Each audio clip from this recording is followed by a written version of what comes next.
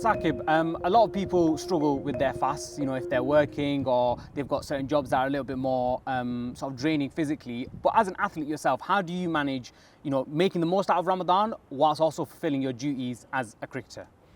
I think obviously as time's gone on, you become more experienced as to what works and how you can go about it, and also having the support of like your physios, your trainers and nutritionists. I had a call with a nutritionist just a couple of days ago of the best times to train throughout the day and what to put into your body to recover and to get enough fuel. So as I've got older, I've managed to, it's got easier, but also it's getting easier generally anyway with the times coming forward.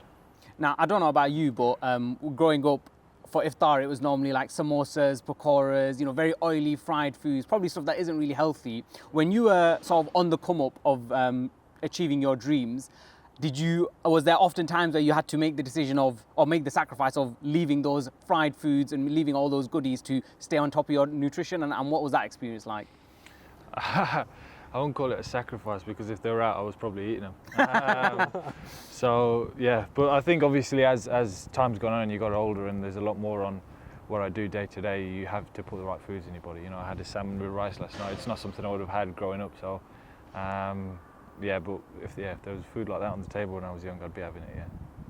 Now, thankfully, especially probably in the last few years, professional sports are, I guess, becoming more accommodating to Muslims who are fasting during Ramadan. How would you say England have helped you sort of maintain or take advantage of Ramadan whilst also still being able to train and still being able to play? Yeah, look, I think they've helped me massively also because I'm the only guy on my team who's a Muslim, and sometimes you don't want to be seen as just doing your own thing a little bit, but even this last week they've allowed me to be flexible with the times I train, so I'm managing to get my gyms in the evening, because you get more back once you've got some food in your body instead of doing that throughout the day when everyone else is training. So from that point of view, they understand and they're flexible with how I go about it, and I think my teammates are understanding of that as well. So I think having all of those in your favour is quite nice, so then you don't feel like you're sort of doing your own thing a little bit and breaking off from the team. So from that point of view, it's nice, and just the support they give me in terms of what I should be putting into my body and all of that is, the more we talk about it and the more conversations we have around Ramadan, the more they can obviously help me, because they've got that understanding of it. Now, let's say, for example, your team have come to you and said, you can eat whatever you want for iftar and it'll be okay and your performance won't be impacted whatsoever. What would be your dream iftar meal after a long fast? Gosh, put me on the spot here. I'm thinking about it, my mouth's watering. Same. Oh, I'd have everything. I'd have something from every different cuisine in the world. But the thing is, as you know, you'll start eating and within 5 minutes you're full anyway. So yeah. I don't want to get myself into that position, but there'd be something from If you had to pick a starter, main and a dessert, what would you pick? I know I'm pushing you here, yeah.